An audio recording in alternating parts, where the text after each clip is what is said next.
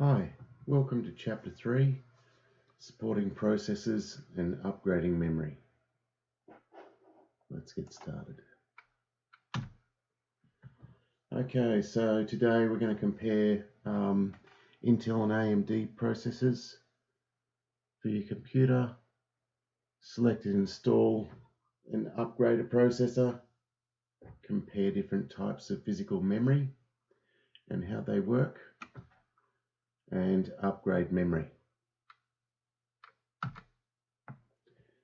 Okay, so two major processor manufacturers, Intel and AMD, or as a student described it recently, red team and blue team.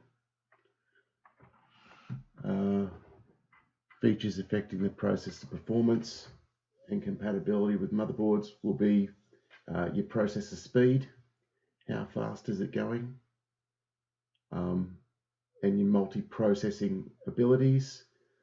So here's your processor here, and you'll have, this is a quad core, so you've got 4 cores in there, okay, multi-core, and then these lines off here, I assume are representing threads. Yeah, each core can handle 2 threads, and then you can have dual processors as well. All right, so also memory cache, your memory that's on board your CPU, memory features on the motherboard that the processor can support, support for virtualization, so can you run virtual machines on this computer, integrated graphics, whether you need to have a built-in graphics card or whether you can have it separately, and overclocking. Can I overclock? Can I increase the speed of this chip? Let me i7. Yeah, that'll do.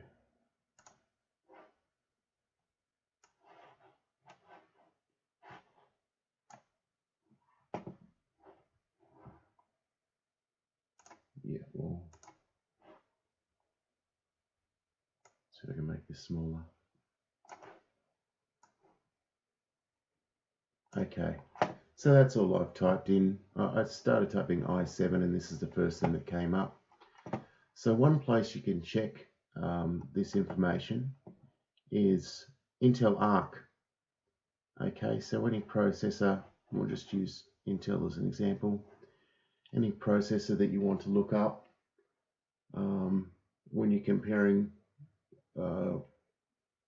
chips for what you want to putting something together. So it's i7 9700, so that's 9th generation i7, and roughly be 2019, but this one was Q4 2018. And in here it's telling me that it's got 8 cores and 8 threads. And this is the base frequency. And that's the max turbo frequency, your max speed. Okay, when you overclock it. So, oh yeah, the K is unlocked, I think, and that means you can overclock it. I'll have to look for that later. And it's got 12 megabytes of cache, so there's plenty of information in here, all about it. Knock yourself out. That's a great place to go and look. I'll just move this out of the way.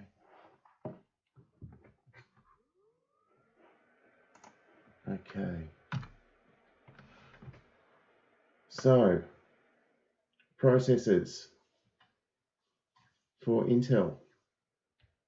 You've got your i3, which is entry level.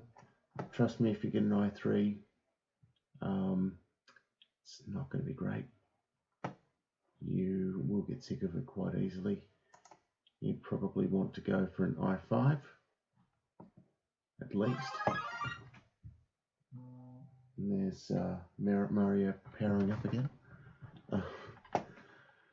Your i7, or if you really want to go all out, i9, but you probably won't need one. Sorry, that's thrown me. All right, so Pentium processors, right, for entry level. Atom processors. Oh, I saw an article.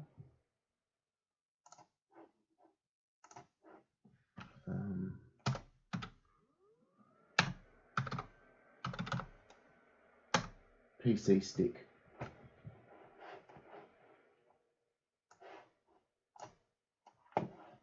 So it's good to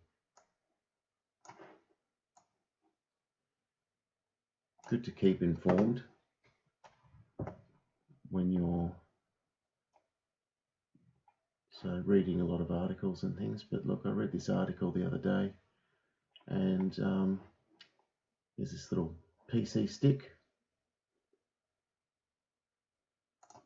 and basically you could plug it into the HDMI port of your TV, if you have an old TV, if you don't have a smart TV, if your TV's a bit dumb. I don't really need a smart TV. I don't need a smart fridge or a smart toaster. I don't particularly need my fridge talking to my toaster. So, and really, IoT, Internet of Things, they usually build these TVs and fridges and things and go, look what we did, we'll just go and sell this, and they don't really think about security. And anyway, that's a talk for another day. So yeah, you can plug this into the back of your TV and set up Netflix on it or whatever you like. Have a web browser, connect a wireless keyboard to this PC stick and browse the web on your TV. Bit of fun. That's with your Atom.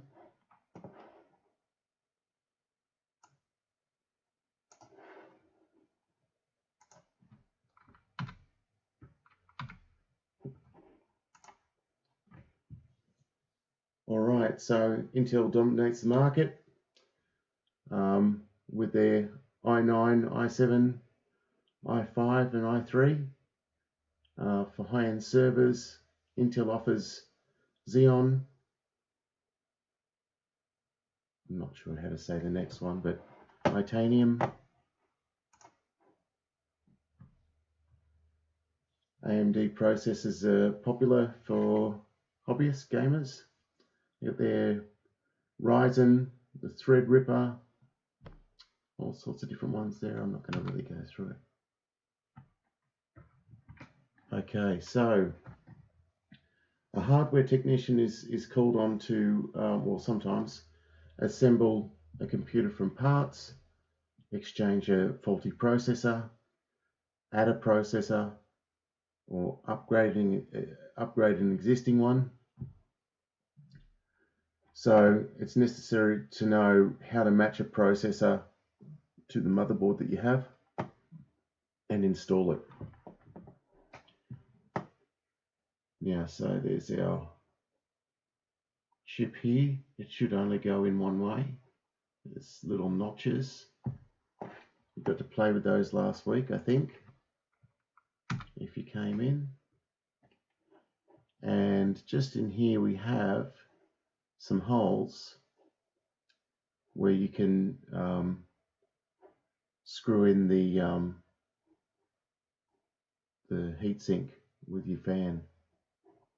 And here's an example of a little bit of thermal paste, and you only need roughly a P or half a P, the P split.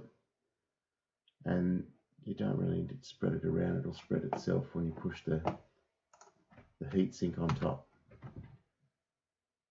Okay, so this is an assembly plate. This is on the back, or as they say here, on the bottom of the motherboard. Okay, and that's to prevent a cooler from bending the motherboard. Okay, just keep everything in place, nice and neat. Here we're showing an example of someone plugging in the fan for your heatsink. What are these? That looks leery, like exhaust pipes. And then once you've done that, you might want to go onto BIOS or UEFI and check that everything's running smoothly. Not going to have any issues.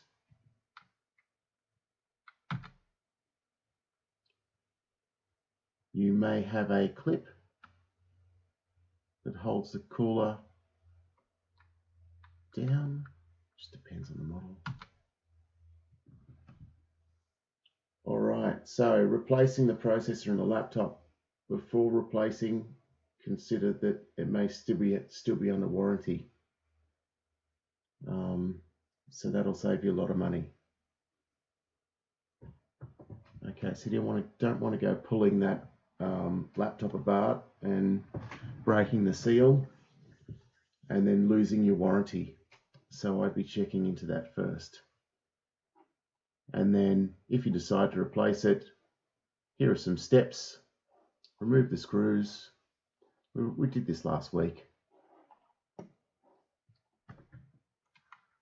Take the heatsink off. All of those bits and pieces. Okay, so here are the parts of the laptop. So in here you've got your Wi-Fi card, and there's just these little clips that just pop on like little buttons. Here is where your hard drive is, and your SODIMMs. Okay,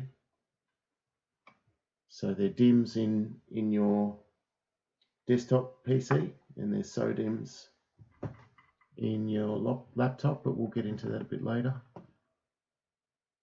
This is your heatsink for your processor.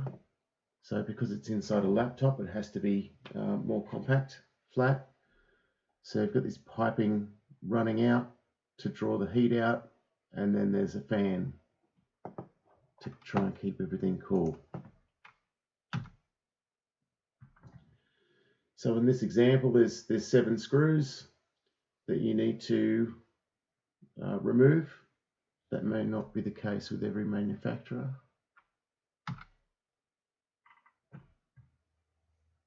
And this is a processor that's been removed from the socket, and it has pins on the bottom, so that's a PGA, pin grid array, which slots into these holes, and they can bend quite easily.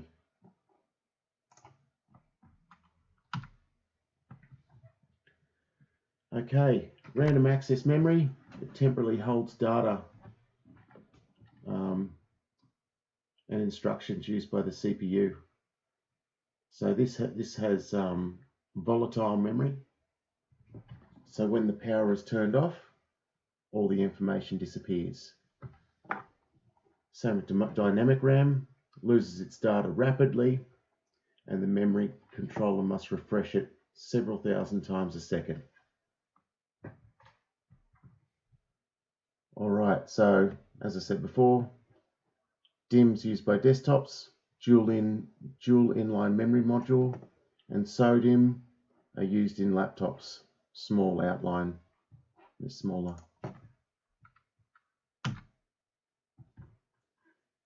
So here's some examples. So all DIMMs used to look like this. Okay, just quite simple. You printed circuit, your RAM chips on board. But now these days it's getting quite fancy. Look pretty cool. And some people have clear cases and lights and all sorts of things on their desktop, but I don't know. I'm just really into performance. I don't need to look at it and admire it. But so they've got different pins. This one's got 240 pins. There's 288 pins. Between DDR2, DDR3, DDR4, there is a notch in them in a different place, so you can't plug them into the wrong slot.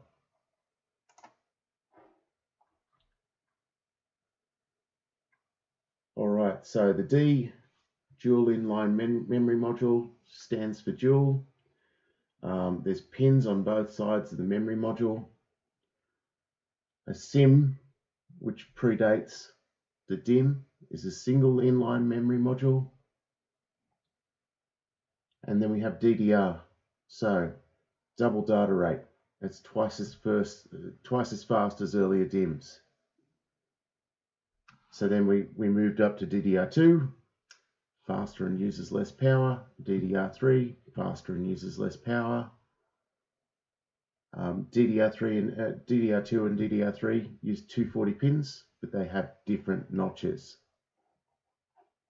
So if you wonder why it doesn't line up, that would be why. And DDR4 again.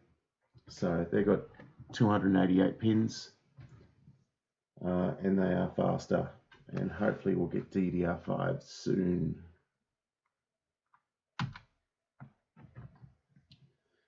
Factors that affect capacity and features and performance of DIMMs: the number of channels they use, how much RAM is on one DIMM, your speed, and error checking abilities. Have I got a picture?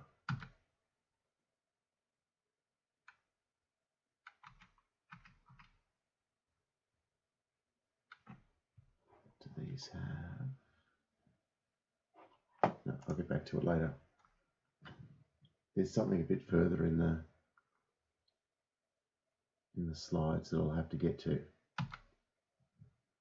All right, so then you can have multiple channels. So you could have single, dual, triple, quad channel. So if you're running 2 DIMMs and you want them to be the same size, you want them to be the same speed, and then you can run them in dual channels or in triple or quad, depending on your motherboard and its capabilities and your chip, obviously. And that works nicely. Let's see, what have I got?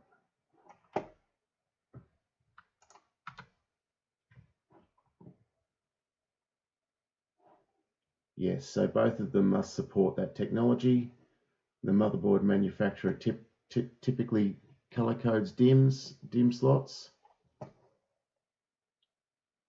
to show you how to configure your dual, triple, or quad, and I'll show you an example of that in a minute.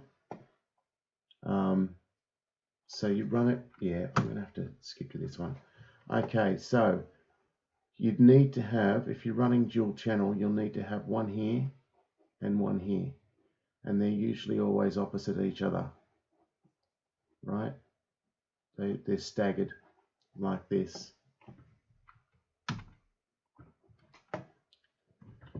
Equal size, as I said, speed. Recommend you use the same manufacturer, but sometimes you can't. You can always Google that, or if you go into a store like MSY and say, hey, this is the DIMM that I have in my laptop right now. It came with 8 or it came with 16. I want to get another one the same size that's going to work well with it. What have you got? Because these guys are playing with hardware every day.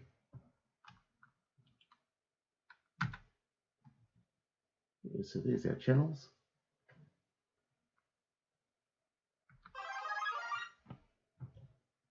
Mario. All right. And And here they are here. Here's just a picture of that to demonstrate. And this one has a lot of slots.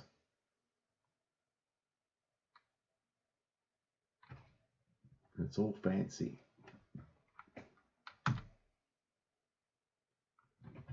All right, this is what I was looking for before. DIMM speeds are measured in megahertz and PC rating. Okay, so PC rating is a measure of total bandwidth and data moving between the module and the CPU. So these are both DDR4 DIMMs. This one runs at 2666 megahertz, while this one runs at 2133 megahertz. So you can't just go, I just want some DDR4 DIMM, sorry. You need to specifically know what speed that's going to be at. So, what was it? PC.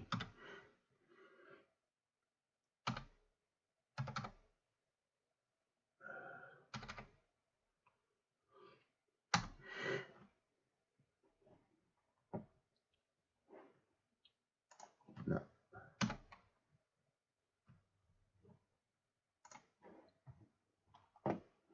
And you Google that, and you should get some information on what speed somewhere.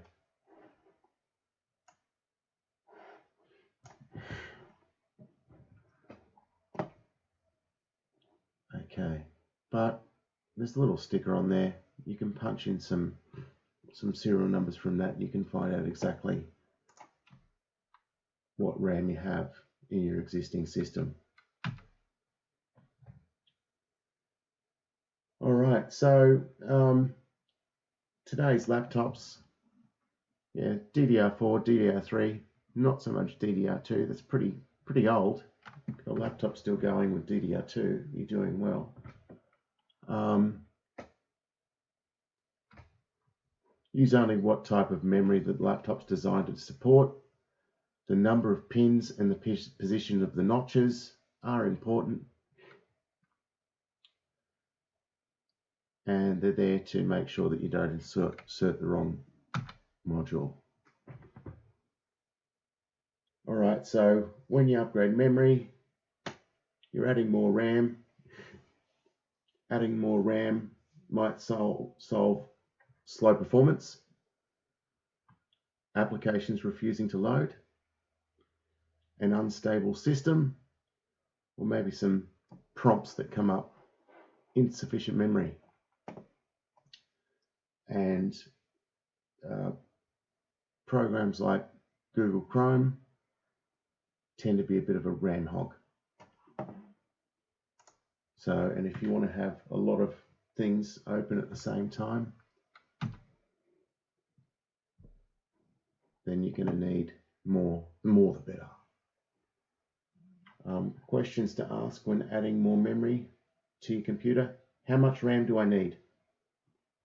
Do I need a terabyte? Probably not, but that'd be cool.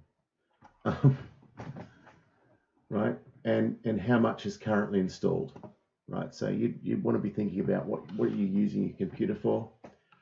What type of memory is currently installed? How many and what kind of modules can I fit on my motherboard? Is there 2 slots? Is there 4 slots? Is there 8 slots? 6 slots? Oh.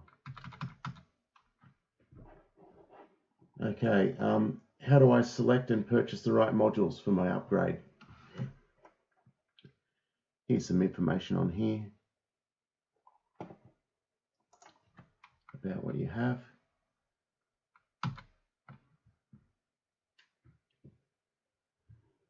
Okay, so Windows 10, 8 and 7 require at least 1 gigabyte of RAM for a 32-bit installation and 2 gigabyte for a 64-bit installation.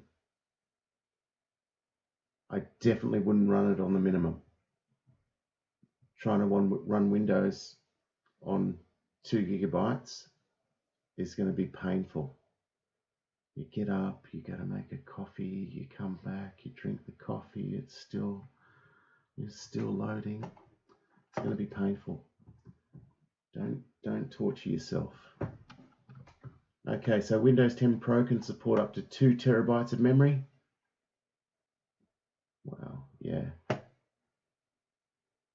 Oh, well, back at one point we thought 1 gigabyte was amazing. So won't be long now before we start in terabytes for memory. It'd be great.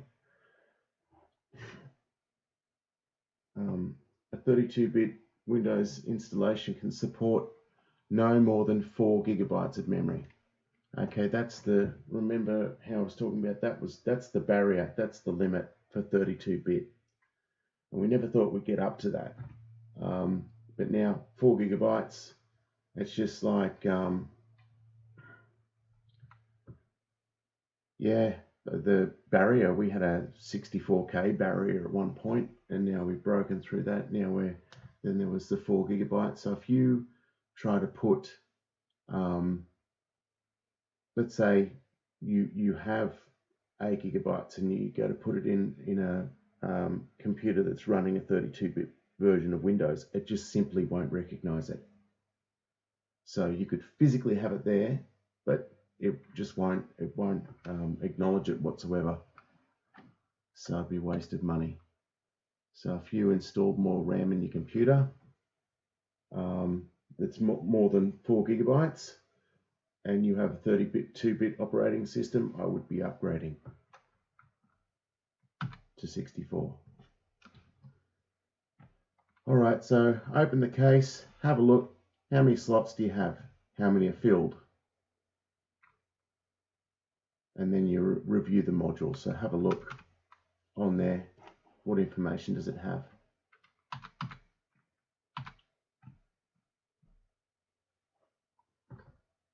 Okay, examine the motherboard for imprinted manufacturer model.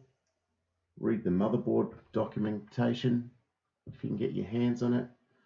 When you've got some older laptops, you may find it hard to find some documentation. Some students found some students didn't. Some students found that the laptop that they were working on was they had YouTube videos on how to pull it apart. So try different methods to try and get your information. There's a wealth of knowledge on the internet. Google is your friend. YouTube is your friend. Always use an ESD strap. Turn off the power. Unplug the cord. Press the power button. You want to discharge any power that's still in there. Handle memory modules with care. Don't touch the edge connectors. Can degrade it. Erosion. Don't stack cards or modules. Yes, we have motherboards and all sorts of things stacked on top of each other in the hardware lab, but that's all broken stuff. So it doesn't really matter. But with your equipment or with a customer's equipment, you need to take care. So that's why you notice that we said, okay, use a static bag.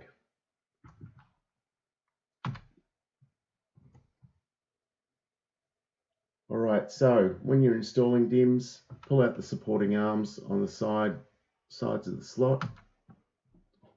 This is here, so have them out so you can slot the DIMM in and push it straight down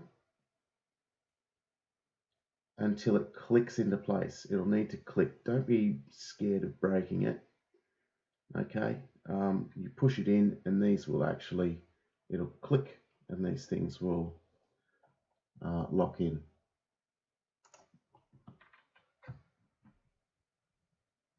Straight down, yes. Supporting clips will pop back into place. I said that. When the computer powers up, it counts the memory present. and you can have a look in the BIOS to verify that it's recognized.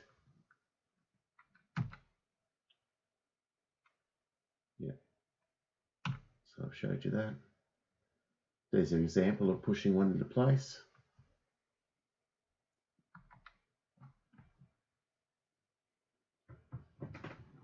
All right, so very, very similar upgrading memory on a laptop as it is to upgrading on desktop.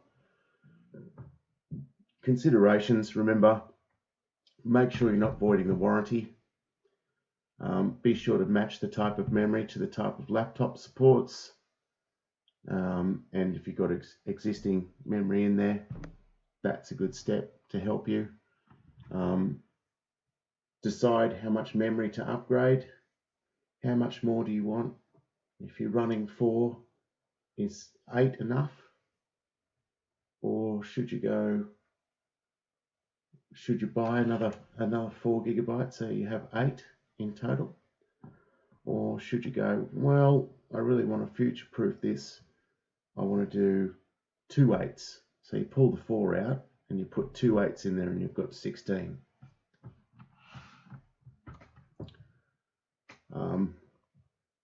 And then purchase and install it. And that's it. All right, enjoy your day.